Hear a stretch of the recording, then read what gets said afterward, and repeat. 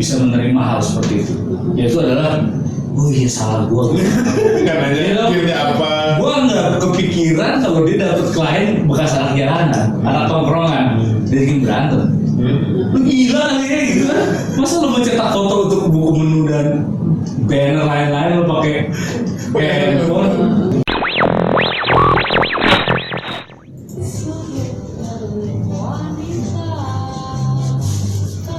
Perhiasan sangkar madu, namun ada kalap dia tak berdaya.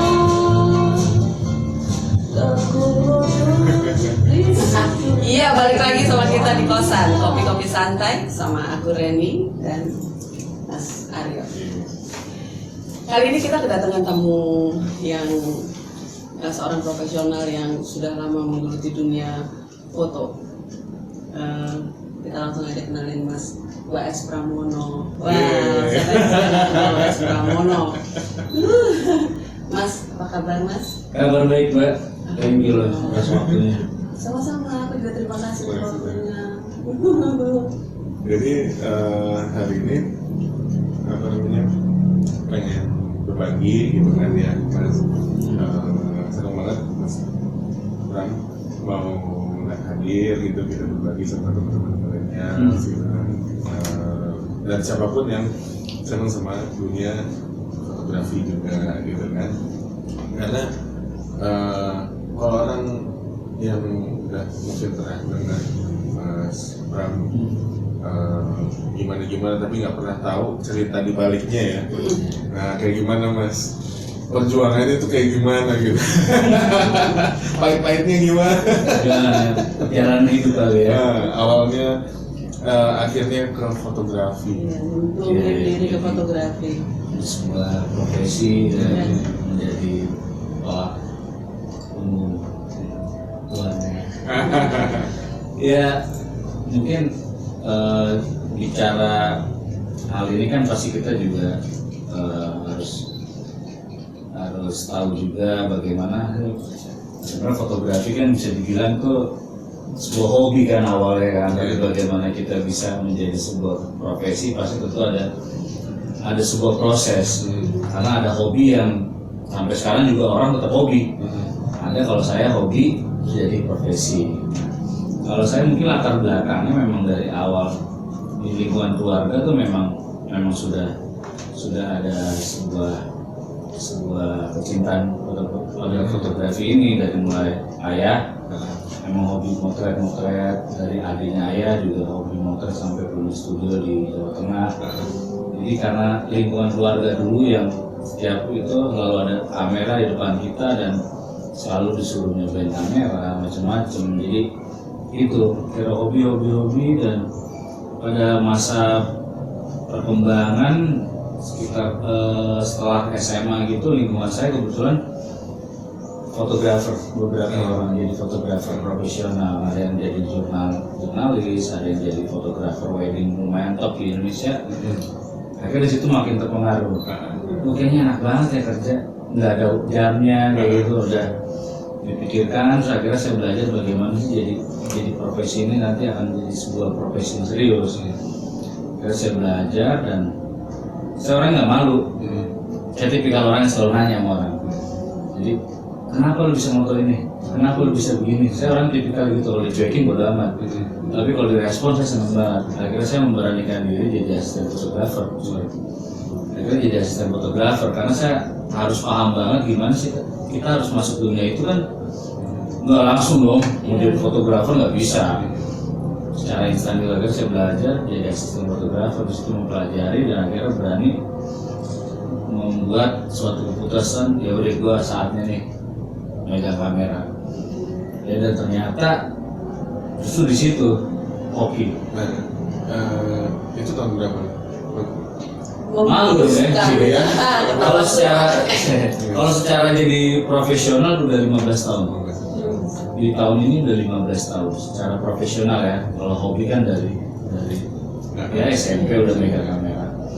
Jadi kita dari zamannya analog film gua itu banyak ceritanya gitu ya. Cerita dong Mas. Dulu analog itu kalau kita motret kan Karena sekarang tuh nggak ketemu loh. ya, makanya beruntung sih nggak sesusah dulu. Sebelum motretnya kita udah agak pusing oleh mau beli filmnya. Udah mulai mikir kan beli. Itu dari mana kalau anak yang jalan dulu patungan deh, ntar gue motor. Oh iya patungan beli. Jadi kalau sedihnya tuh kadang-kadang kalau fotonya nggak jadi. Ya, tapi kan kalau secara dulu kalau secara profesional saya sempat ngalamin profesional misalkan foto serius pakai film kan sebelum tes drive itu kan kita pakai Polaroid.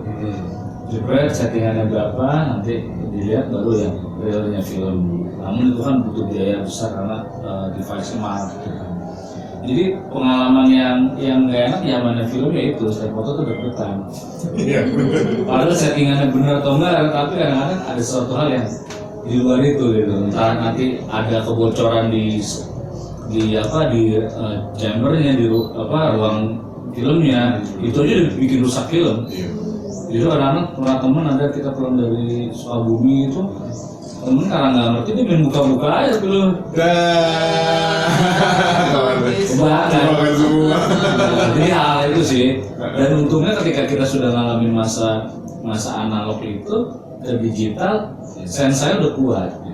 Jadi kita ngadepin ruangan ini, saya motor berapa saya udah tahu settingannya tanpa harus foto rusak. Ya trial and error udah kita udah lewatin enaknya.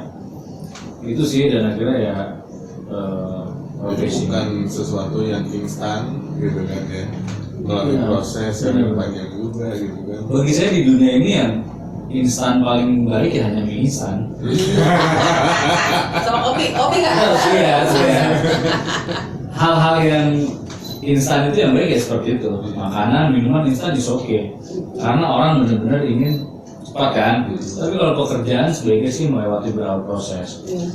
Lebih ke portrait atau ke food?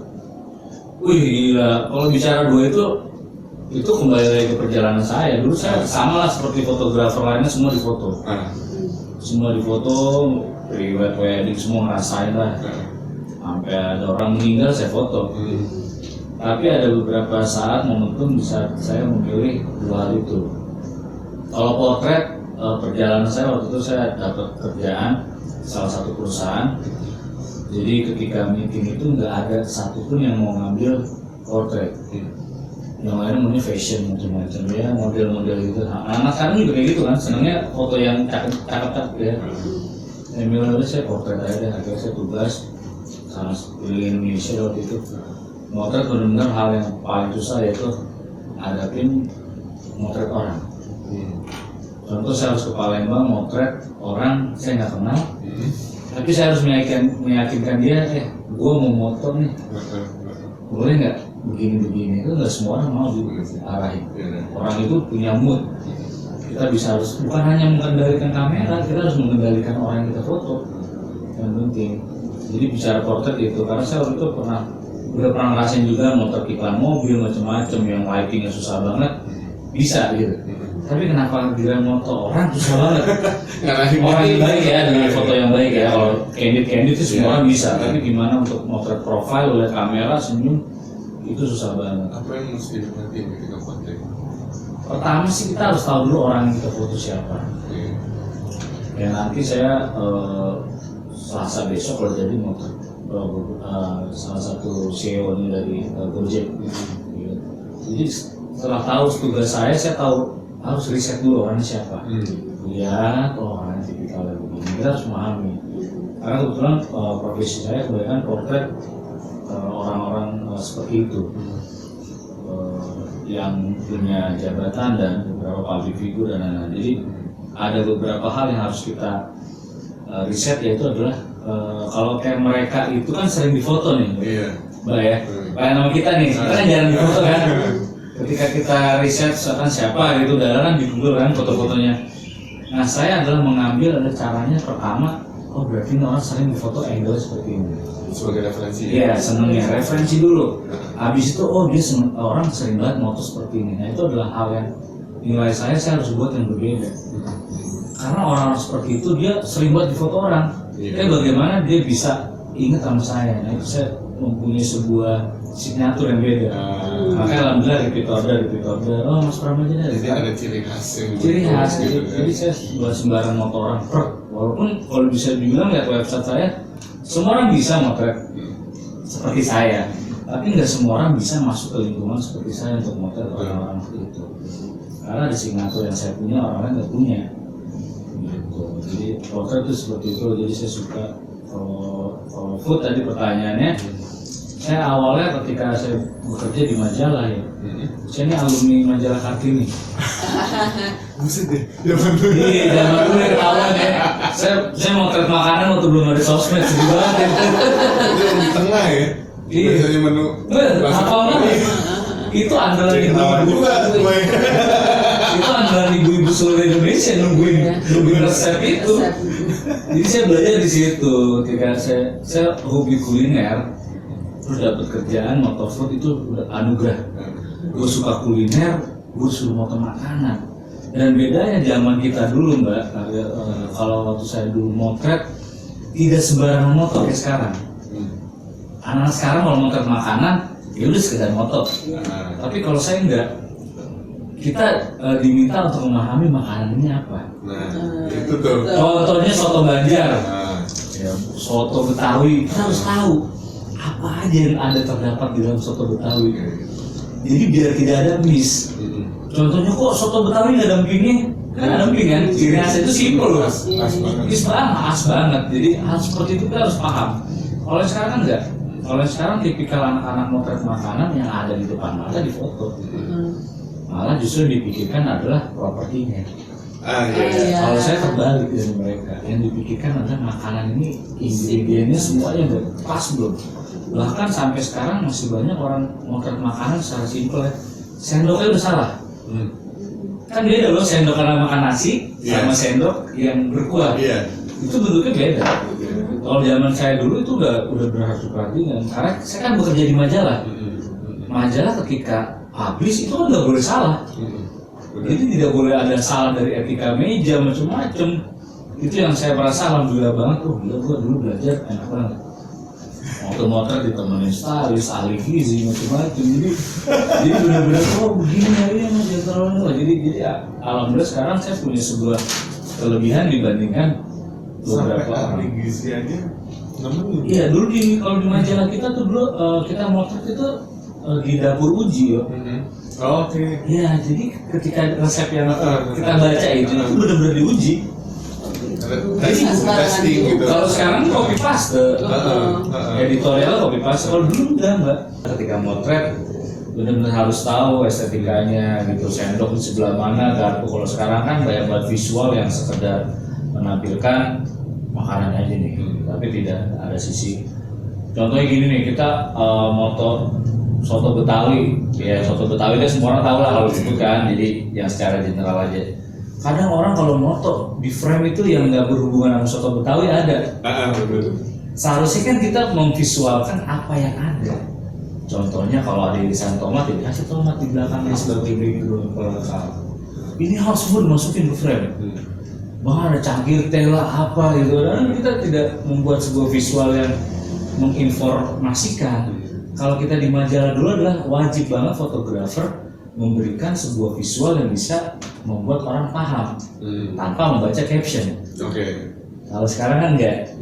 Foto yang penting bagus, lightingnya bagus. Kalau kita dulu benar-benar kasih caption kalau kan enggak. Jadi ketika baca, oh kenapa sih ada cabenya? Oh berarti ini pedes nih. Gitu. Jadi memang beda treatment zaman dulu sama sekarang. Tapi alhamdulillah saya mengalami masa itu. Nah sekarang saya tinggal sudah itu jalanin dan alhamdulillah saya kemarin 2019 bikin buku dan bestseller. Dan sekarang susah dicari di toko buku Gramedia. Di itu Saya online ada? Online mudah-mudahan coba dicari aja. Jadi saya waktu 2019 bersama Gramedia membuat buku, satu-satunya buku di Indonesia tentang food. Yaitu tentang foodnya adalah saya menggunakan teknik saya selama ini astrobis itu, dan yang spesialnya adalah di buku itu adalah perjalanan saya sama klien. Jarang banget orang bikin buku perjalanan sama klien. kebanyakan orang bikin buku, bikin konten. Iya. Gue bikin dulu dong konten buat buku gue. Kalau saya dibalik, apa yang gue pernah jalanin, gue tumpahin di buku. Iya. Udah gitu ada behind the scene-nya. Jadi saat saya moto, lightingnya dari mana itu ada sekalian. Makanya itu buku dan alhamdulillah yang bikin prakata pengantar buku saya itu orang-orang hebat di Indonesia semua. Karena saya kasih bukunya, modulnya gimana, wah gila nih buku. Ini buku bisa panjang banget nih umurnya, karena yang dibicarakan teknis. Jadi siapapun yang tertarik untuk belajar food, jadi memahami. Karena kan kalau food Mbak, percaya nggak kalau kita habis moto tempe, habis itu kita moto Indomie, itu kan angle harus berbeda. Karena semua makanan itu nggak bisa di treatment dengan satu angle seperti itu sih. Makanya yang terjadi di beberapa sosmed kan yang ada dari atas mulu moto. Saya ngeliat moto atas, sebenarnya kalau di secara treatment nggak seperti itu. Ada beberapa yang harus dilakukan treatment yang beda. Itu aja sih bicara food. Makanya potret sama food udah benar-benar jiwa saya nih sekarang. Sorry, aku potong. Jadi buku itu bicara tentang bagaimana memotret food gitu. Iya, tentang bagaimana kita memotret food dengan menggunakan lighting dan studi kasus. Contohnya saya motret klien A, kenapa sih harus pakai ini, itu saya ceritakan di situ. Jadi nanti kalau mau coba cari bukunya apa Mas? Food Photography Series W.S. Pramono di Gramedia, alhamdulillah udah susah dicari, jadi coba ditelepon aja. Ya di luar dugaan sih. Jadi tapi memang karena saya buat sesuatu yang beda, jadi mungkin orang tertarik. Itu sih. Wajib dibeli tuh, Ju. Itu wajib dibeli Ju. Kamu juga lagi Ju belajar fotografi ya kan? Iya. Rajin nih. Saya cuma punya satu sih di rumah, itu juga udah di frame. Iya, soalnya. Tapi maksudnya kalau kayak jujur kan pemula pengen belajar, apa yang mesti diperhatiin gitu ketika belajar? Yang salah langkah, food itu orang sudah menganggap remeh. Padahal belum tentu nih orang yang jago moto landscape, jago moto portrait, saya kasih tolong moto ini makanan di sana. Orang terlalu banyak yang dipikirin. Padahal inti dari food fotografi adalah bagaimana visual kita bisa bikin orang itu tergairah untuk makan. Intinya cuma itu, bukannya kemana-mana. Tidak ada maksud untuk keren nih mangkok gue, keren nih lighting gue, bukan. Ketika kita sudah bisa menemukan hal itu, nah makanya kalau yang mau belajar pertama adalah kalau lagi latihan motret, ajak teman yang hobi makan. Contohnya saya kan belajar juga ya, jujur lagi belajar moto nih, ajak Mas Aryo sampingnya. Mas gimana udah? Bikin gue lapar kan? Itu sebenarnya poin di situ. Ini tempting banget nih. Tempting. Kalau yang dia bilang, belum gue ini, kita gali lagi. Baru abis itu kita belajar tahap berikutnya, lighting, lain-lain. Kalau kita belum bisa seperti itu dulu, sampai kapan nggak bisa jadi fotografer yang bisa bikin tempting orang untuk makan? Intinya itu sih. Iya benar sih. Kita kalau ngelihat majalah makanan itu pasti.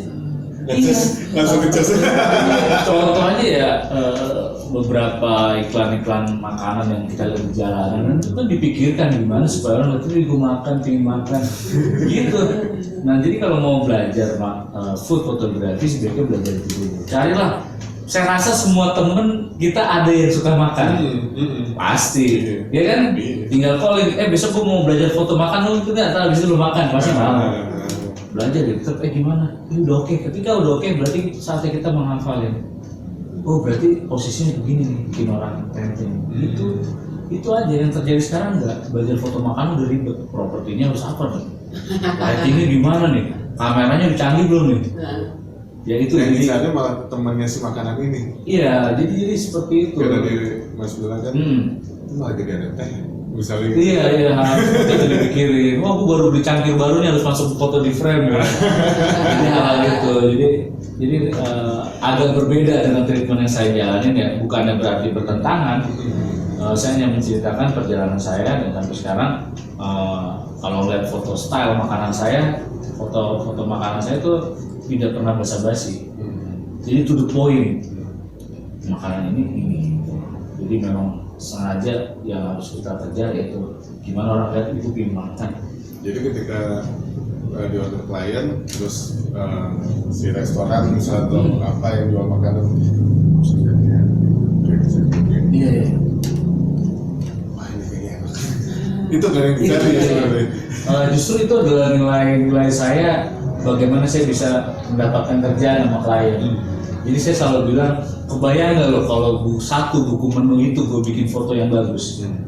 Orang yang tadi rumah niat gue pingin makan kue tiaw goreng, ya kan? Udah niat keluarga nih. Adik mau makan apa? Oh saya mau makan sop ini, mama apa? Iya lo ke restoran. Ketika ngeliat buku menunya bagus semua, galau. Aku nggak jadi kue tiaw deh. Itu adalah visual yang bisa membuat psikologis orang tuh akan seperti itu. Dan itu risetnya benar-benar sudah terjadi. Ke kita sendiri juga seperti itu loh. Ketika masuk salah satu resto itu foto visualnya bagus, aku nggak jadi nih, ini kayaknya banget. Itu dan itu yang saya jual ke klien. Kebayang nggak kalau gue bisa foto satu menu bagus, efeknya buat selling dulu. Makanya lu nggak usah nawar gue. Itu adalah nilai poin gue yang nggak bisa orang lain berikan. Karena beberapa fotografer saya yakin nggak ada obrolan di situ. Bahkan cuman besok mau menu ya udah gitu doang. Bahkan banyak fotografer yang nggak bertanggung jawab untuk menu. Menu itu kan tidak boleh direkayasa fotonya. Apa yang ada di dapur oleh juru masak sampai ke meja yang harus seperti itu. Tapi kadang-kadang untuk keindahan foto dilebih-lebihkan. Contohnya misalkan baksonya disuruh banget, jadi kelihatan besar. Tapi ketika order baksonya kayak cilok SD kecil-kecil. Itu loh hal-hal itu sebuah pengetahuan bahwa kita ngerjain apa nih. Menu, katalog itu sebenarnya treatmentnya kita harus beda. Ada sih, aku punya pengalaman yang kayak gitu juga sih. Aku ngeliat menunya, terus begitu yang datang, kok ini beda ya sama menunya? Gitu. Sama gambarnya. Kalau bisa dikomplain. Saya sering komplain di restoran. Bahkan sampai saya pernah dapat DM dari owner restoran. Diundang lagi karena dia minta maaf. Saya bilang ini penipuan publik. Kenapa yang Anda tawarkan tidak sesuai dengan apa yang Anda sajikan? Saya bisa tuntut kalau yang mau mereseh. Saya cuma bilang adalah tolong sampaikan ke fotografer yang membuat bikin sebuah visual yang tidak mengecewakan orang, gitu loh. Kan lucu kalau kita mau tuh tidak sesuai kan aneh dong. Kalau Mas Aryo beli motor sampai rumah dan dia nggak sesuai mana dong? Iya. Sama seperti itu, cuman beda nominal harga aja. Itu sih banyak cerita kalau di food, makanya saya cinta sama food itu karena butuh sebuah sentuhan khusus di hati. Kalau yang orang nggak hobi makan, nggak akan bisa berhasil. Karena saya hobi makan. Di contoh kalau Mbak harus motret tiba-tiba masakannya Timur Tengah, Mbak tahu nggak kira-kira seperti apa nasi mandi atau apa ya? Itu. Jadi karena saya udah hobi dari zaman SMP, soalnya jalan-jalan makan terus sempat ikut grup kuliner almarhum Pak Bondan macam-macam. Jadi ada pengetahuan kuliner. Jadi kan saya merasa beruntung, aku mau makanan nih. Ini gue tahu banget. Contohnya lagi hits kan kue klepon gitu kan, gue tahu banget sejarahnya gimana dan apa.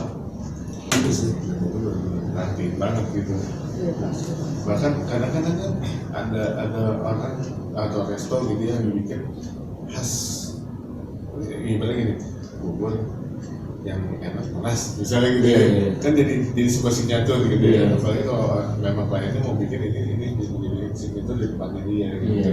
Jadi kalau orang misalnya tempat sayur, ya yang paling enak di tempatnya dia misalnya gitu. Dan benar-benar tervisualkan gitu. Dan kalau tadi potret, kayak aku kalau buka Instagram pun ketemunya ada RX1 gitu. Kayak gimana treatmentnya? Itu pembuka loh kayak dia. Tapi bisa dibilang itu adalah sebuah target kerja keras saya. Jadi ketika saya masuk dunia portret, saya benar-benar berjanji dalam hati adalah gua tidak lagi mau motret yang lain. Saya berhenti Mbak. Motret wedding, semua event apa ada tawaran job saya tolak. Kenapa? Gue maunya ngerjain portret. Karena saya nggak ingin membangun image, biar orang tahu gue kerjanya motor portret. Dan akhirnya berjalan motret, dan nggak tahu kenapa, kayaknya rezeki saya benar-benar hoki. Setiap orang-orang yang lagi fenomenal di negara ini, saya dapat kerjaan. Di situ. Di situ contohnya lagi hits banget Cowboy Junior. Siapa yang nggak tahu Cowboy Junior? Sampai anak saya tuh ngefans banget. Tiba-tiba ada email, Mas, foto Cowboy Junior, ya, tolong kirimkan harga, penawaran, ya. Ada aja.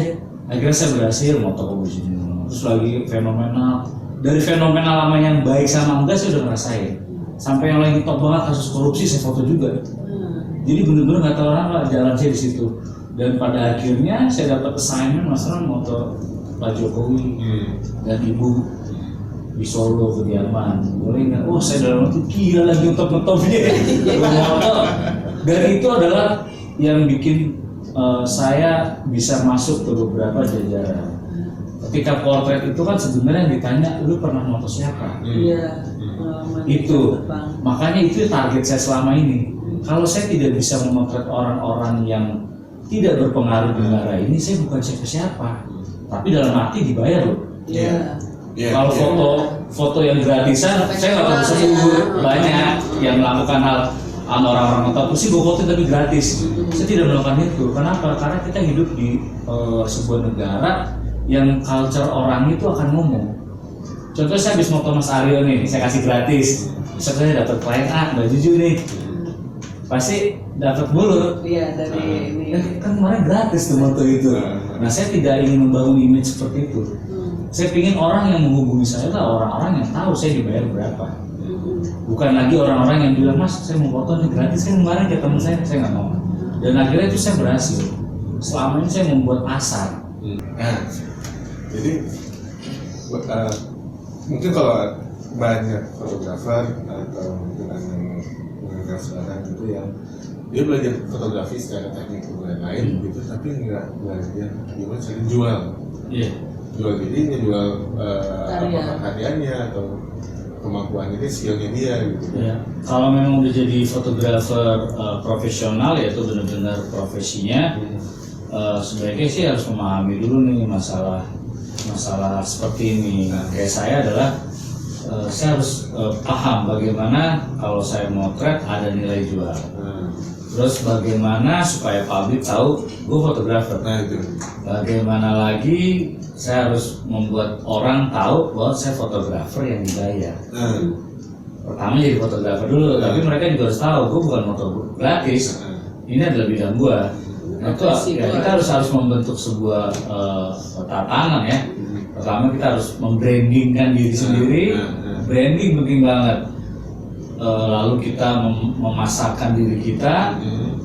Nah, habis itu berjalan dua itu baru nanti akan sebuah efek yang akan timbul yaitu pasar. Contohnya yang saya jalani adalah saya tidak pernah kalau ada orang tanya, Mas, lu fotografer, bisa motret apa? Nggak pernah gua jawab hal-hal lain. Saya selalu jawab adalah saya hanya motret portret sama food. Itu kita sudah nge-brainwash dia untuk ketika nanti next ada kerjaan portret dan food dia ingat saya. Lain hal kalau saya bilang, Mas fotografer, iya saya motret. Motret apa? Ya apa aja bisa. Dia akan bingung. Ketika nanti ada job ini, dia bisa nggak ya? Itu makanya ketika udah berjalan 10 tahun lebih, orang yang menghubungi saya orang-orang itu aja. Mas besok motor food ini, Mas besok motor CEO ini, itu berjalan. Harusnya itu kita manfaatkan di Indonesia ini karena kita ketemu sebuah culture yang dimana orang akan bertanya. Contohnya kalau saya lagi travel, tugas keluar kota, saya naik pesawat sebelah, itu pasti ada yang nanya, Mas mau ke Surabaya? Iya. Bisnis? Enggak sih motor. Apa sih? Langsung, poin saya. Motor tahu Mas, motor ini tadi saya bilang ya. Langsung bilang, oh gitu bisa ya. Kadang-kadang saya dapat rezeki di situ. Nanti bisa dong motor restoran saya. Nah itu udah langsung saatnya kita tikam. Bisa banget. Jadi kalau kita sudah belajar hal seperti itu, membrandingkan kita, otomatis orang yang kita temui, orang yang tahu tuh akan tahu. Oh sama, saya melakukan hal ini kayak ini aja lah, kayak Google lah. Google kalau dijejelin macam-macam dia akan tahu kan, ketika kamu langsung tahu kan. Sama, saya ketemu Aryo, saya selalu bilang saya fotografer portret kamu. Ketemu lagi enggak, saya fotografer portret kamu. Jadi seperti itu. Dan yang penting adalah orang tahu kita motret dibayar. Jadi jangan sampai kita benar-benar lengah di sebuah sistem yang orang nggak tahu kita gratisan. Boleh gratis kalau lagi belajar, nggak apa-apa gratisannya dulu, tapi udah di stop. Jangan terus-terusan keenakan. Itu akan menghancurkan diri sendiri dan lingkungan bisnis yang lain.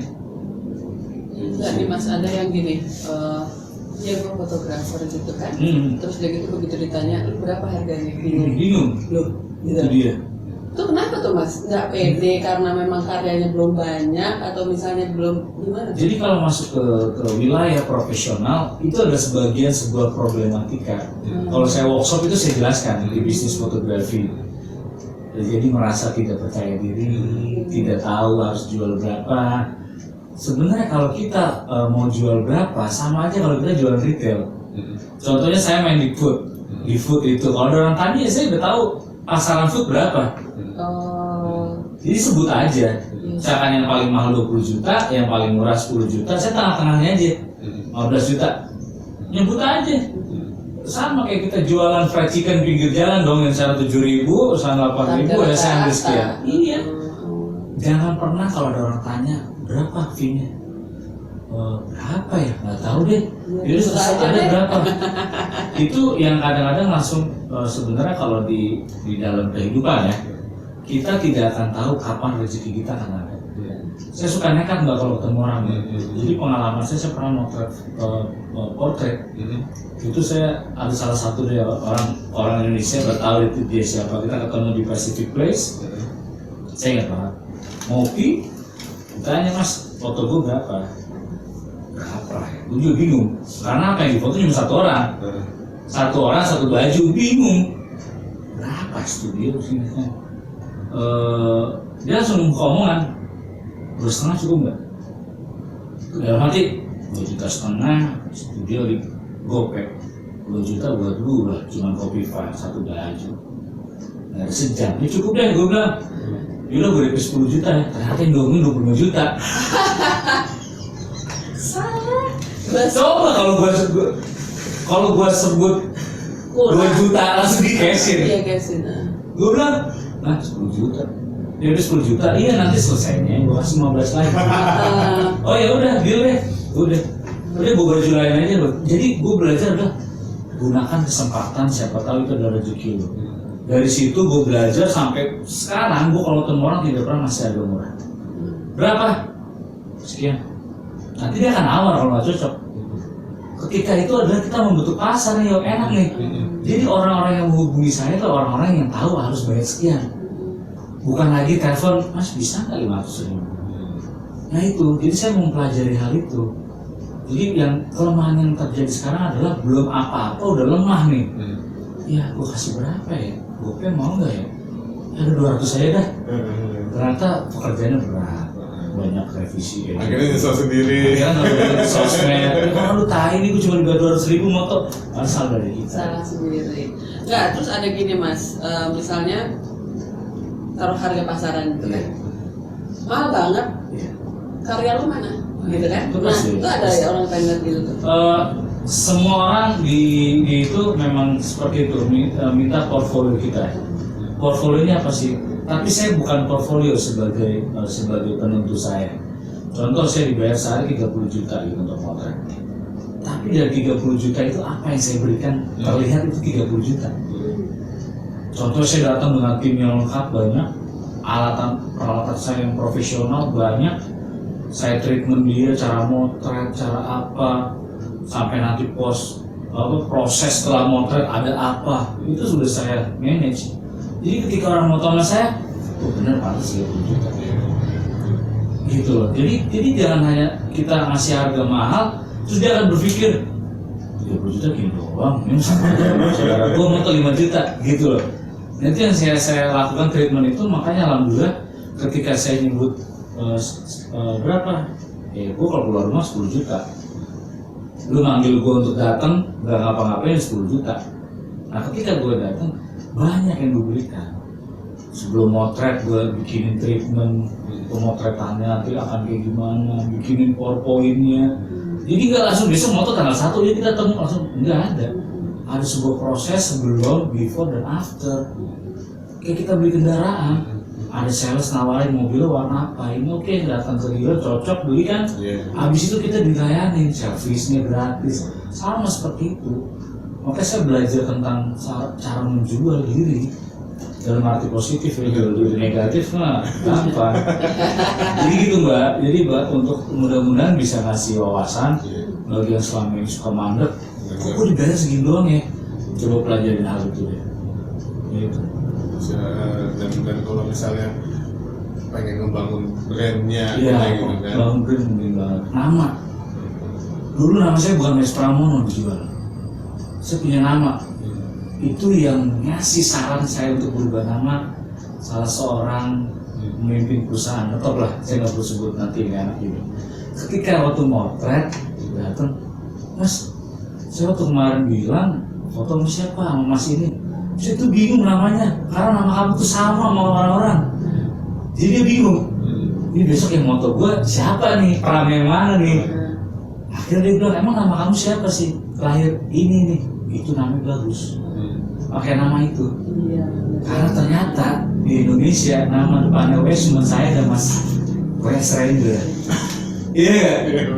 Jadi ketika orang cari cuma Wes Rendra dan Wes Pramono, nggak ada lagi. Tapi kalau saya bilang Pramono, orang namanya Pramono Anung lah, Aditya Pramono sekarang penyanyi lagi. Tapi ketika nyebut Wes Pramono udah nggak ada lagi. Itu benar-benar saya berkah banget dan saya bersyukur sama beliau, dan akhirnya itu saya ganti nama itu, hokinya gede banget. Saya menggunakan nama lahir dan saya percaya orang tua kasih nama lahir itu ada manfaatnya, dan sekarang saya rasakan. Dan itu saya sharing dengan orang-orang yang kalau merinding loh. enggak, dan itu saya sharing. Ada satu anak di daerah Depok dulu, saya sering kedatangan orang yang ke rumah tuh minta pendapat seperti ini, Mas, gue gimana sih brand gue? Akhirnya saya ceritain ganti nama deh, nama siapa? Aris bla bla bla, lo ganti deh pakai Aris ini fotografi. Sampai sekarang dia maju, punya anak gua 30, sampai bisa beli ruko di Depok. Ruko di Depok itu nggak main-main loh harganya. Dan sampai sekarang orang itu ingat saya dan sampai respect. Gila Mas, manjur banget. Gue bilang iya, karena itu gue dari jalanin. Gue bukan motivator, Pengalaman. gue praktisi. Apa yang gue ceritakan itu yang gue jalanin. Jadi itu nama tuh bener-bener efeknya alhamdulillah banget. Nah itu tuh. Iya udah bikin brand yang namanya, karena kalau di foto itu sampai sekarang di dunia fotografi yang ngetop maaf ya, di seluruh dunia itu pasti pakai nama asli. Tadi dulu, kalau namanya singkat banget gitu gimana? Dibikin nama, Udah nggak ada lagi. Udah di depan nggak ada belakang, Juju doang. dibikin nama on air dong. Oh gitu ya. Iya, kayak saya juga ini terinspirasi beberapa MC yang sebenarnya namanya bukan itu. Iya kan? Nama on air itu beda. Ya, itu kan sebenarnya penambahan untuk supaya orang ingat. Berarti MJJ. Iya. Juju. Nah, Mbak Juju oke gitu loh. Jadi seperti itu tuh, jadi branding. Kalau ngomongin fotografi Mas, ada komunitas gitu. Iya, secara kebetulan banget saya sebagai pendiri sebuah komunitas namanya Indonesian Strobist Community. Jadi sebuah komunitas pengguna strobist di Indonesia, dan di Indonesia sekarang menjadi komunitas terbesar pertama dan terbesar peringkat 2 di dunia. Itu Facebook sama IG-nya ada dong? Ada, kita lebih aktif di Facebook. Nanti search aja namanya ID Strobist. Join ke situ jadi biar paham. Dan di situ alhamdulillah saya udah bisa dibilang bangganya adalah apa yang selama ini saya visinya simpel loh, komunitas itu edukasi. Jadi di mana salah satu komunitas di Indonesia boleh dicari hanya di kita adalah yang orang upload foto itu bukan sekedar pamer foto. Yang terjadi di sosmed sekarang orang pamer foto. Ya mau nyombong tapi secara perlahan. Tapi kalau di kita adalah bagaimana lo upload foto dengan edukasinya. Contohnya kalau foto itu tidak lengkap disertakan detail, kita delete. Contohnya detail, saya moto pakai flashnya ada berapa, flashnya pakai apa, payung, apa softbox, speednya berapa, f-nya berapa, itu lengkap loh. Jadi sampai sekarang alhamdulillah itu sebuah dan memang saya buat ini adalah member to member. Jadi ini pengalaman dari kami yang dulu pernah masuk komunitas, ketika ditanya lagi jawab. Foto lu bagus, pakai apa sih? Kadang-kadang dia asal-asalin. Ini lu pakai ini, padahal nggak seperti itu. Kita jalanin kok nggak sama-sama. Dia beda. Tapi kalau dia di Strobis, dia upload itu jelas. Jadi itu member udah belajar, tanpa harus banyak bertanya. Dipraktekin sama hasilnya. Dan jadi alhamdulillah komunitasnya udah 12 tahun dan sampai sekarang trafficnya oke. Dan saya merasa bangga bahwa gue bisa ngasih sebuah edukasi yang saya benar-benar ciptakan adalah kenapa sih lo nggak sharing ilmu sebuah bakat yang dikasih sama Tuhan, kenapa sih lo pelit banget? Iya, betul.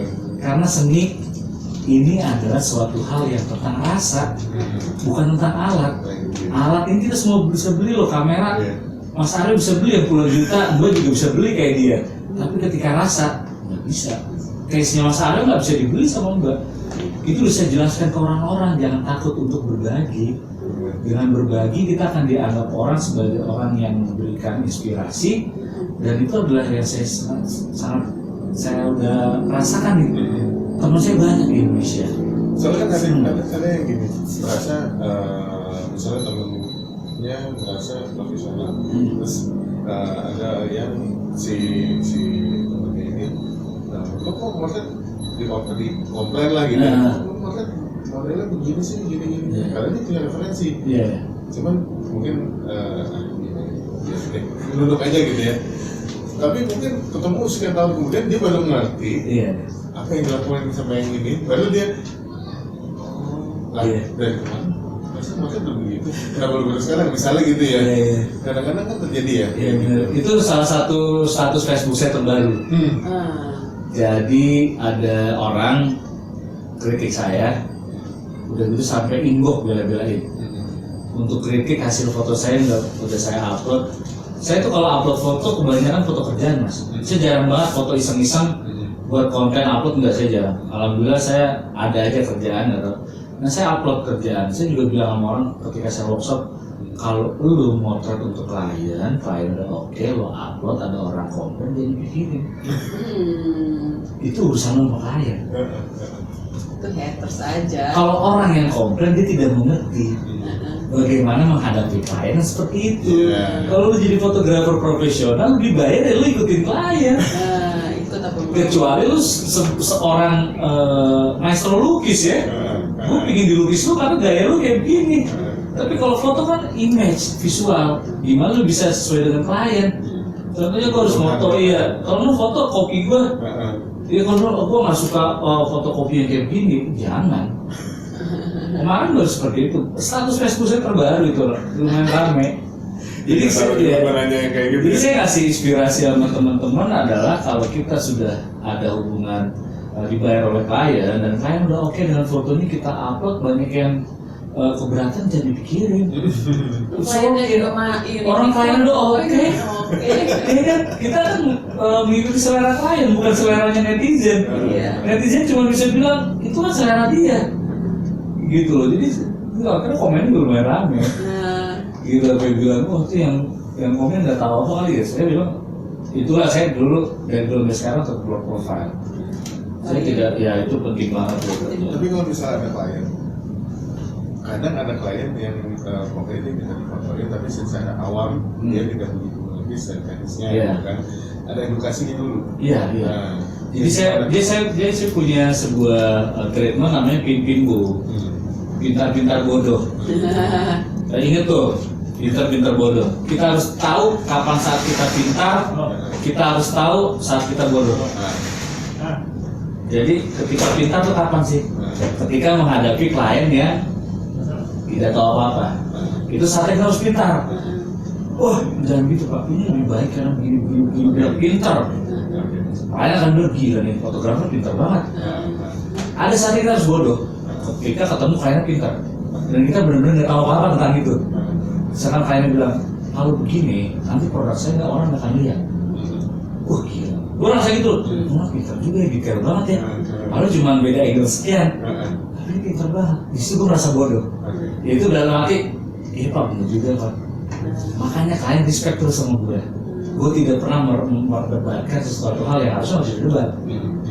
Jadi misalkan klien yang tadi gue bilang itu pin gue itu gue puluhan tahun gue pakai ketemu orang, dan itu benar-benar bikin gue merasa kadang gue dihargai sama orang dan kadang gue menghargai dia. Jadi sesuatu yang terus berputar gitu ya. Yang orang lain kan kadang-kadang klien bilang dia bilang gitu tau bilang gini ya. Paling jauh sendiri lah gitu. Gitu. Jadi yang tadi pertanyaannya keren ya pin gue ya. Tapi jangan bodoh mulu, repot. Soalnya kan fotografer ada beda-beda gitu kan, mereka biasanya masing-masing. Iya, pasti. Kan? Ada yang nemunya makin dia berpengalaman, makin ngerasa foto tuh kamu dulu kayak tadi ngelukis lah gitu ya. Terus ada yang makin banyak pengalaman, makin ngedit mulu karena kliennya sebenarnya. Iya. Jadi ngikutin apa yang kita jalan, dan saya selalu bilang sama teman-teman kalau bisa ambil spesialisasi. Kayak saya portrait and food. Kalau yang suka wedding, udah wedding aja. Kenapa? Kita harus mencontoh sebuah bisnis yang lain di kedokteran. Kenapa sih orang berlomba-lomba pengen jadi spesialis jantung, spesialis kulit? Kenapa? Biar mendapatkan income yang lebih besar dan mendapatkan persaingan yang tidak susah lagi. Dokter umum semua bisa ketemu di puskesmas. Orang bilang kita ke puskesmas saja lah. Tapi kalau udah spesialisasi kan orang membutuhkan dia. Gua harus ke dia. Nah itu banyak banget yang orang tidak lakukan ya, seperti itu. Jadi makanya saya bilang, ketika kamu ya udah saya spesialisnya di food dan di portrait, ya itu membuat sebuah nilai loh, gitu ya. Selain fotografi ada nggak bisnis lain? Kuliner. Apa dulu? Dulu saya sempat punya usaha di kantin UI. Kerjanya gue dari anak kampus dulu. Saya suka dulu bisnis usaha sampai di kampus UI dan kampus ada di Margonda lah. Saya punya mie ayam, dan di Alfamart itu saya franchise kebab. Kemarin juga gado-gado macam-macam saya suka. Tapi kelemahan saya adalah saya mencampurkan dengan kesibukan motret. Jadi kadang-kadang kalau lagi sibuk motret dia saya awasin. Jadi ternyata dari orang-orang yang sudah pintar berusaha dia nggak bisa ditinggal. Kalau lu usaha makanan lu harus ada di situ day by day biar tahu kualitasnya kualitinya. Jadi akhirnya seperti itu. Yang di UI saya mundur, yang lain-lain mundur. Akhirnya berpikir ya udah deh gua memang tidak bakat. Nanti mungkin kalau sudah banyak waktu luang bolehlah usaha. Karena saya nggak tahu kenapa saya di tahun-tahun di umur saya sekarang ini justru kesibukan saya parah banget. Sampai saya untuk mendapatkan jam tidur yang longgar susah. Bukannya sombong ya. Jadi saya ingin, ya Allah kenapa nyiptain saya jadi seperti ini loh. Karena saya pikir gue belum siap banget jadi orang sibuk. Saya kadang-kadang harus meeting ini, dan saya pernah tuh rekor bagi saya tuh ngerasain kayak orang-orang gitu. Saya terbang pertama motret di Cinere jam motret pagi, jam 12 saya ke airport ke Lampung, kerja lagi di situ, terus balik lagi ke Cinere sore motret, besok pagi motret lagi gitu. Sampai saya pernah sebulan tuh udah enak namanya naik pesawat. Iya, saya ngerasain tuh airport lagi berangkat, ini siapin alat berangkat. Di situ saya mikir, ya Allah, ya udahlah nikmatin aja. Karena kan itu sebuah hal yang kita nggak bisa tolak. Iya. Ya kan? Dia pikir ya udah, akhirnya makanya bisnis yang lain nggak bisa ya. Kalau pas lagi bepergian kayak gitu, yang hal yang paling menarik kan? Pertama saya kalau keluar kota, yang saya tanya adalah bakso yang enak di mana? Makan bakso nih. Saya mau di bakso. Mau tahu nggak kenapa bakso itu hebat di Indonesia? Baksonya di Aceh geser sedikit itu udah beda lagi. Oh gitu. Beda lagi, mau makin turun makin ke Jakarta. Contoh Jakarta minggir ke Pamulang, beda lagi gayanya. Sampai ke Wonogiri itu, Papua. Papua lumayan sering karena klien saya kan gubernur saya kan. Gubernur saya motret. Saya sana semuanya. Bakso di mana? Beda banget rasanya. Pernah sih, gue ke ujung genteng gitu ya, manggung di situ gitu main. Bang, saya dia udah pesan udah ada makanannya gitu dia. Pas datang, bang bakso ikan mah, udah di pantai. Bakso ikan dapat juga, padahal dia pakai gerobak. Terus sekali-kali disebut itu. Kenapa saya suka hobi banget Sama Tahu bakso kayak gitu aneh kan? Aneh, Dan seru. yang paling aneh nggak, gue boleh di tes ya jalan sini gue tahu bakso berapa itu kenyalannya selalu berbeda. Bakso itu ada yang kenyal banget, ada yang lembek banget, itu saya suka. Jadi pengen tahu gitu. Jadi kalau sana kayak kemarin Banyuwangi terakhir waktu sebelum COVID itu Banyuwangi. Bakso di mana? Langsung di atas. Jadi tuh setiap ke daerah saya nggak nyari yang lain. Bakso dulu, baru habis itu saya tanya kulinernya apa. Kuliner khas ya. Iya loh. Mas ada tempat kan tadi selain Facebook ya Hmm. untuk berbagi edukasi. Iya. Nah, ada bukan tempat pelatihan itu? Kalau saya sih sekarang kan saya sudah berapa tahun ini kan saya sama brand kamera ya, Canon gitu. Jadi saya mengikuti program dari mereka, itu workshop berjalan dan beberapa juga saya sering jadi dosen tamu di fakultas yang ada hubungannya dengan fotografi. Jadi selama itu aja sih, dan beberapa brand kadang-kadang manggil saya narasumber. Kemarin baru live IG, jadi seperti itu aja kegiatannya. Saya tidak membuka sebuah kelas khusus buat saya, karena saya belum ada pikiran. Itu seperti tadi itu. karena masih sibuk ya. Bukan juga saya pingin banget ngasih edukasi yang orang tidak mikir berapa sih biayanya. Itu aja. Jadi atau saya seneng banget ngumpulin berkah sih kayaknya. Ya tau lah seperti itu. Aku pernah pertama sama Mas Pram bikin event, Mas Pram jadi juri. Juri. Lomba foto ya. Ya karena saya suka jadi juri seperti itu juga sih. Kenal beliau ya udah kira dan ya sempit lah temennya itu juga selalu saya sampaikan sama teman-teman, kalau bisa kita berbuat baik, dunia sempit banget. Baru kemarin aja ya, kita kemarin ngerjain buat JBL ya. Saya kemarin baru motret buat JBL speaker terbaru mereka. Mulai dari orang yang ada di situ ternyata kenal teman saya semua. Ketika dia follow Instagram, Mas lo temen ini, Mas lo temen ini. Gue tanya sama itu ya, akhirnya mereka pada fotoin saya, WhatsApp Mas. Oh iya bener lo temen gue ini. Berapa itu, untung gue orang bener. Bahaya loh Mbak, kalau kita nggak bener kayak gitu. Mas temen ini terus dia WhatsApp. Gue lagi foto nih sama Mas Ram. Kalau kita orang nggak bener di WhatsAppnya aneh-aneh. Iya, Jangan motor-motoran, gini fotonya kacau. Alhamdulillah sempit banget. Oke Mas, kita potong dulu sebentar ya. Jangan kemana-mana, tetap di kosan. Kopi-kopi santai. Santai. Hai, selamat datang di kulakulak.com.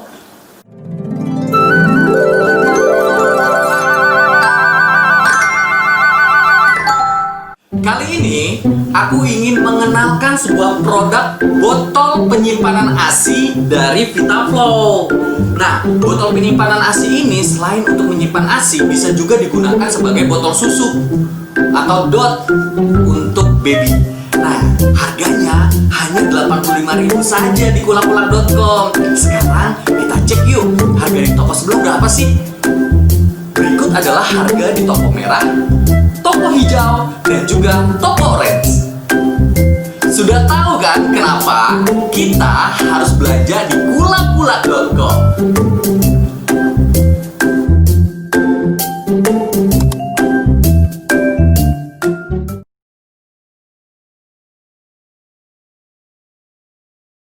Iya, kita balik lagi di kosan, kopi-kopi santai masih sama Mas W.S. Pramono. Ya. Makin seru, sekarang kita akan bahas skill.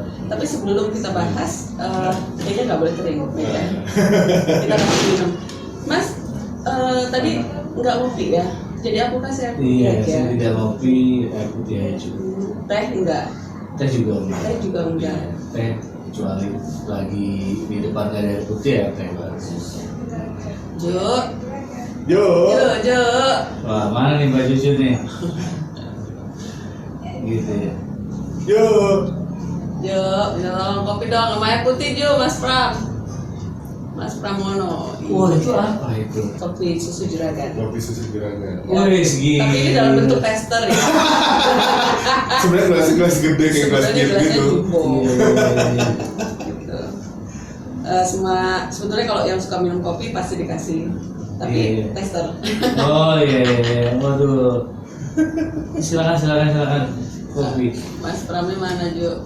diwakilin kopi. Barangkali sama Kau Panjang.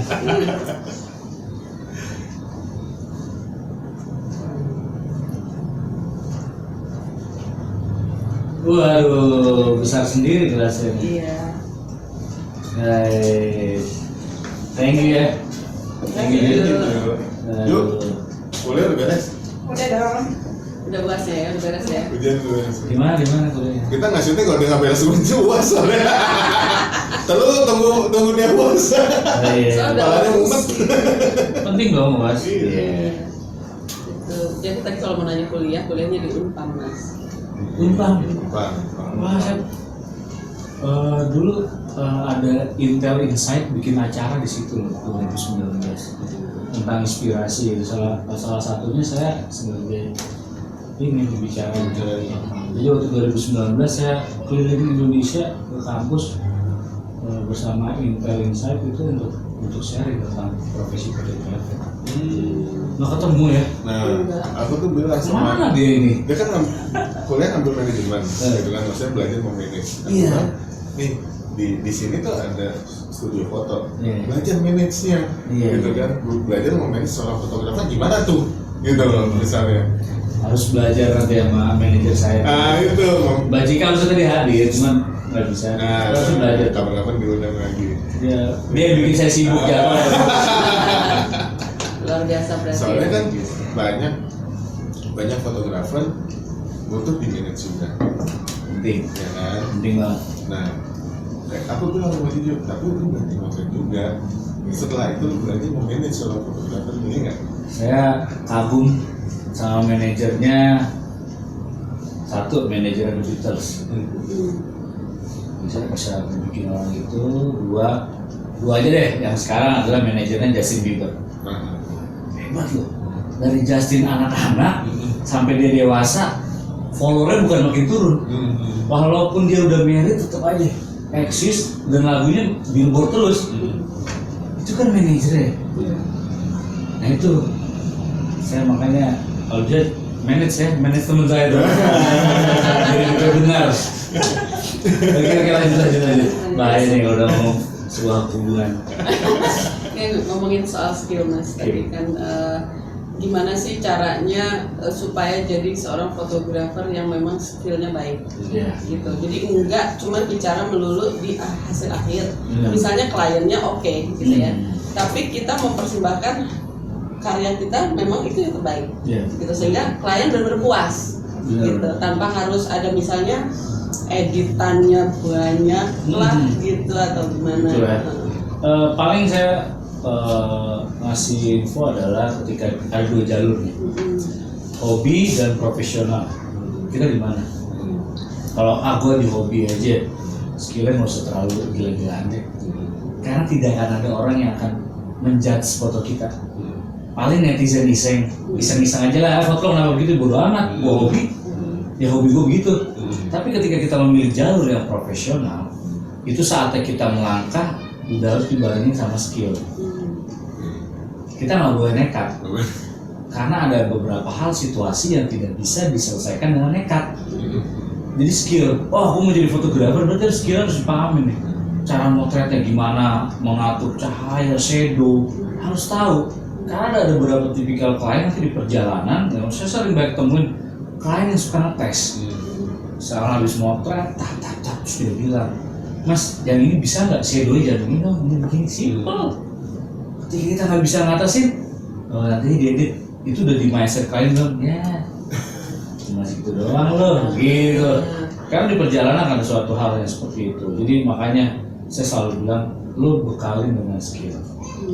Jadi kita skill kuat, lo ketemu sebuah kondisi-kondisi di mana kan beda klien beda karakter, gitu dong.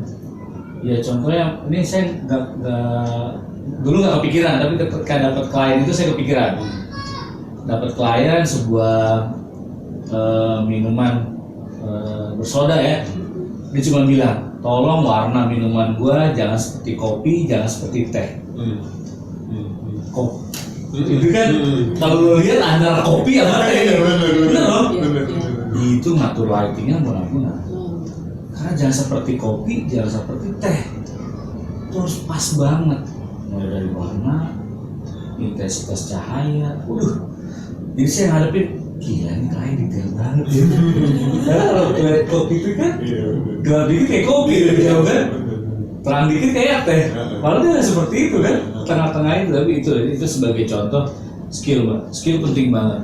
Ketika skill kita di depan klien wow, itu adalah saatnya kita bisa memetik hasil, yaitu karena gue dibayar mahal itu. Kayaknya pernah ada cerita ngegantiin orang, maksudnya dapat klien yang karena kliennya mencari fotografer. Pas iya oke ini bagus fotonya, ya udah datangnya lihat foto bawaannya handphone. Oh itu. Dulu masih Aduh, cerita itu zaman dulu sih. apa ya, Nggak apa-apa ceritain ya.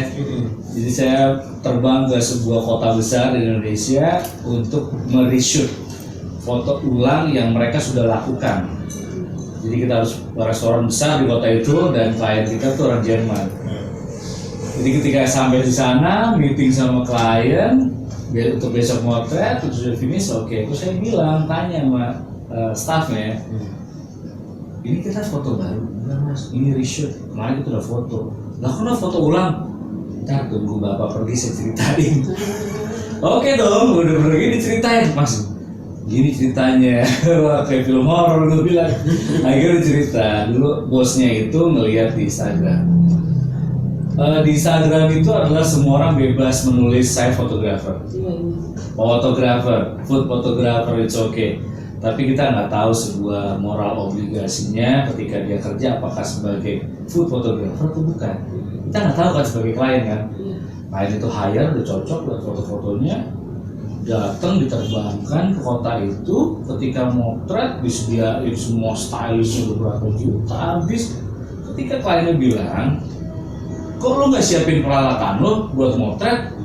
Ya udah siap dong, ayo lo. Oh ya tenang aja, udah di style dulu gampang. Oh gitu. Udah sekarang foto dia ngeluarin iPhone 6. Kok gitu sih? Set kayak iPhone 6. Seruangan langsung hening seketika. Krik gitu ya. Langsung ditanya. Kok pakai iPhone? Kalau sebut iPhone ya. Kok pakai iPhone? Ya saya selama ini motret foto emang pakai iPhone. Loh, yang portfolionya dipakai iPhone, saya edit. Untung kliennya orang bule, bisa menerima hal seperti itu. Yaitu adalah, oh iya salah gua.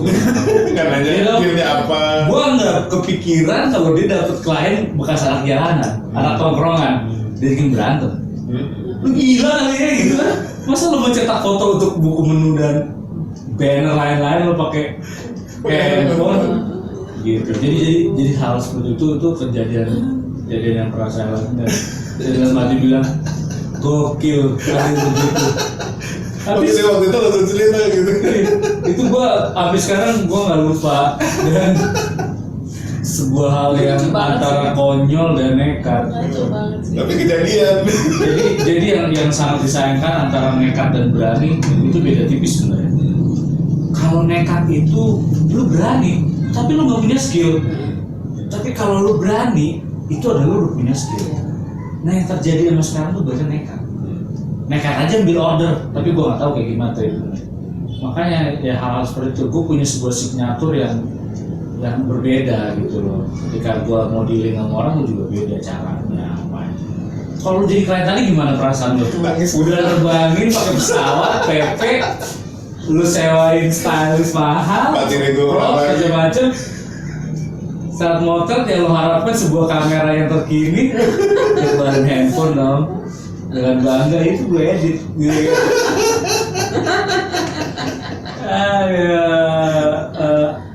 Langka sih kejadian gitu, cuman itu bagi pelajaran. Gue sering sharing hal itu.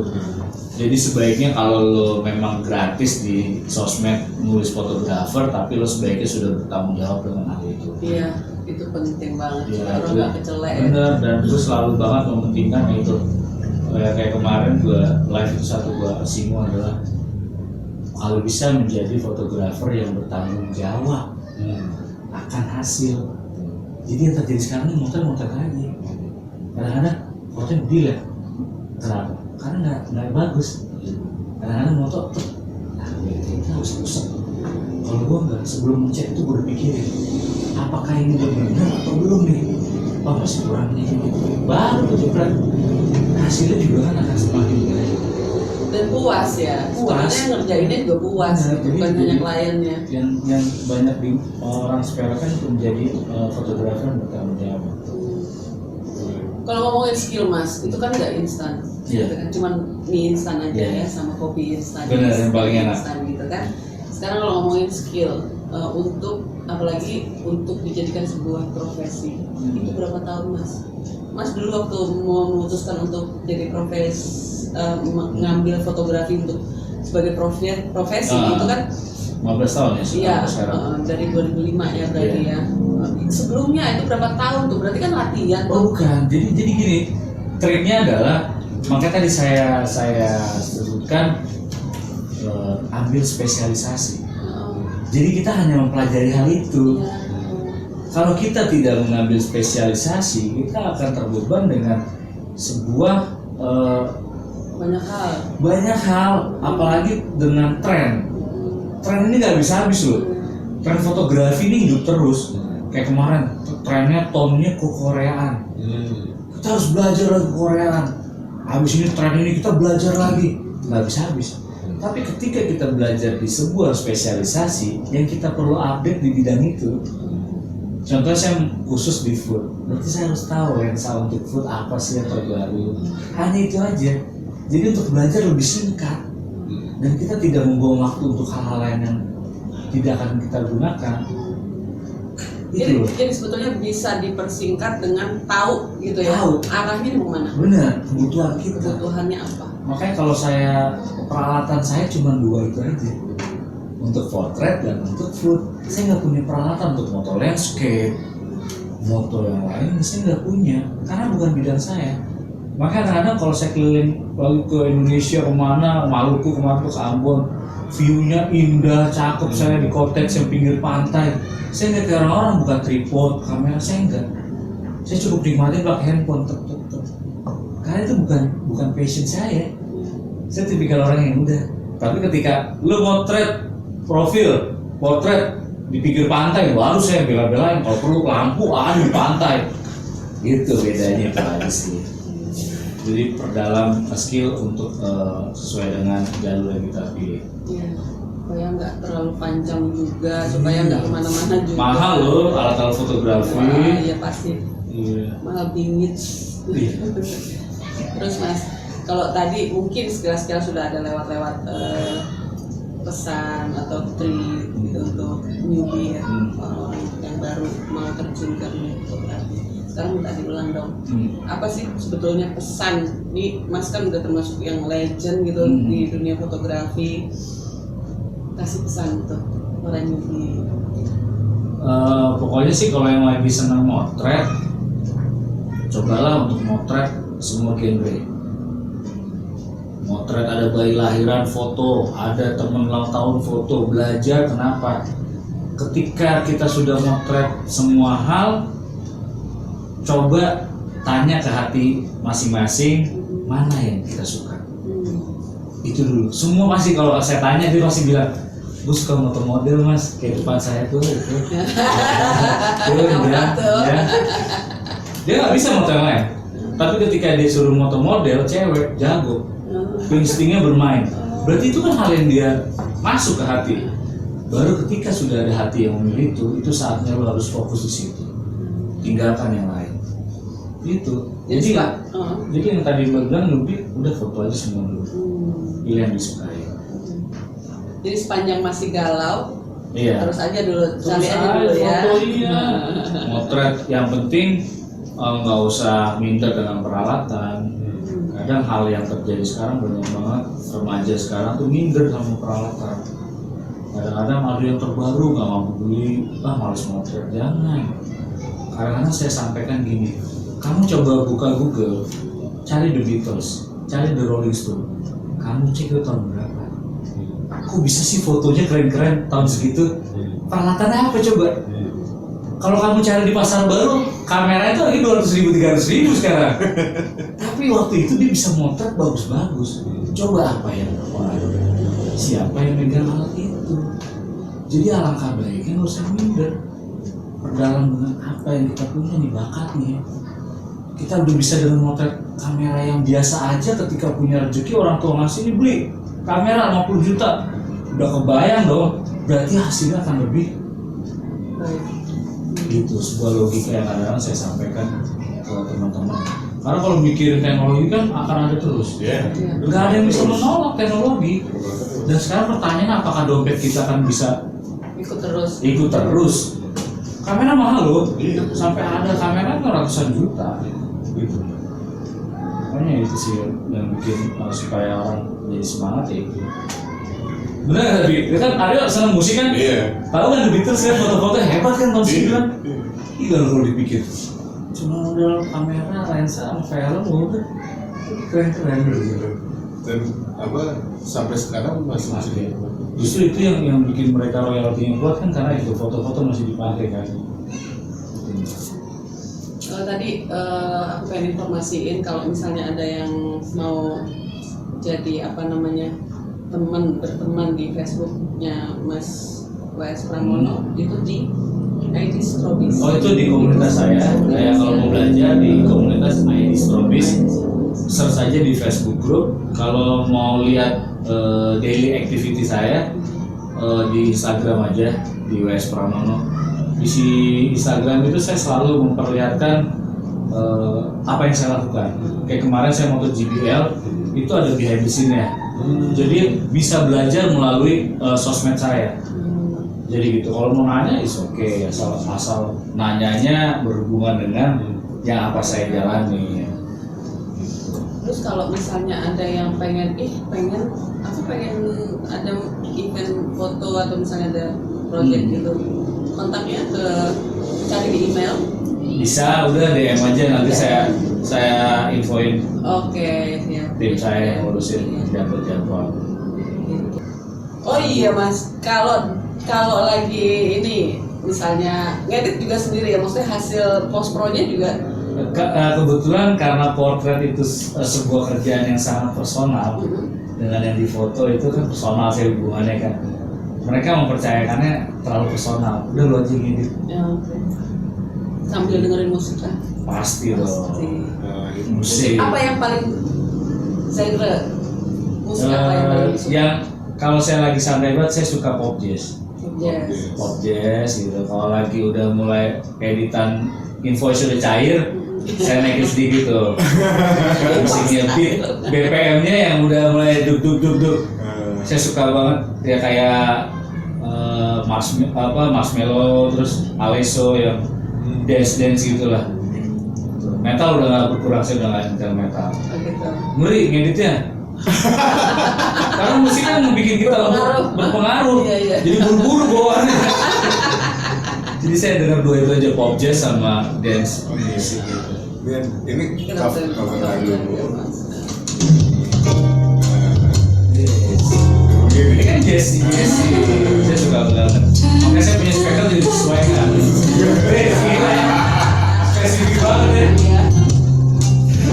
Oke. Asik banget ini. Oke, Iga Mawarni gitu sih. Dia kan ada itu ya. Aku kayak kenal ya. Ini yang jadi nggak mau disebutin namanya, Oh, gitu jadi ya. kalau ditanya kamu mau disebutin nggak usah. Kalau ditanya kapan lagi sama Allah. Vina ya lagunya. Waduh, favorit saya tuh. Berarti yang nyanyi juga saya harus memfavoritkan ini juga. Oke. Saya senang lagu itu. Kadang-kadang pertanyaannya adalah kenapa menurut Mas gitu? Kenapa ini lagu kira-kira judulnya tidak ada? Tidak ada buat kamu, kenapa coba? Kalau kenapa harus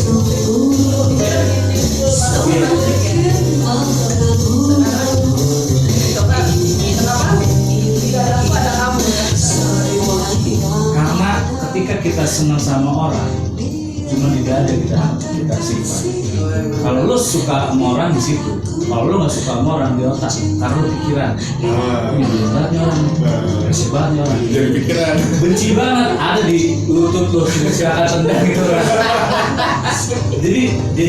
jadi memang saya seorang yang suka menyimpulkan segala hal itu dipersempit. Gitu, di dada gue itu, gue suka sama dia, gue simpan tidak ada dong. Kan sampai mati di bawah. Tapi bener kan ngomong lagi kali itu kan? Karena ada kamu kan. Kalau di otak kan berarti tuh orang bikin pikiran mulu. Contohnya kan begini sih, kan begitu. Kalau dikasih WhatsApp ngerit doang, itu kan dipikirin. Tapi kalau di dada tuh bonus semua aja. Yo dia gitu. Kopi dia.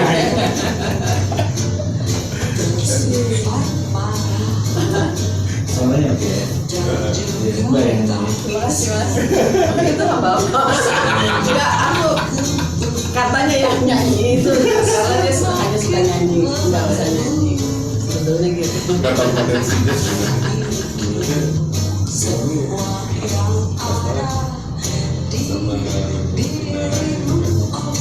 Itu punya caranya. Itu Mary. Yang bahagia peluklah diriku, hadirkan cinta, wujudkan hasratku, hasratmu. Oh kekasihku, bimbinglah aku menuju cinta yang Ini bahagia. harus kayak tidak mengerti harus Hadirkan cinta, wujudkan tapi hasratmu, enak. wujudkan hasratmu, wujudkan hasratku. Kita berdua. Vokalis yang kedua. Terima kasih banget Mas. Sama, thank you banget bisa sharing. Saya senang banget kalau bicara tentang sharing. Oke. Iya, terima kasih udah terus pantengin kosan kopi-kopi santai. Kita nextnya akan ketemu dengan banyak tamu-tamu yang luar biasa pengalamannya, luar biasa profesi karirnya Inspirasi. sangat menginspirasi. Jangan kemana-mana, pantengin terus kosan kopi-kopi santai. Jangan lupa di subscribe. Jangan lupa di subscribe dan di like. Selalu. Subrek. Subrek, bye. Thank you, Pak Juju. Warahmatullahi wabarakatuh. Wow, ini keren banget. Wah.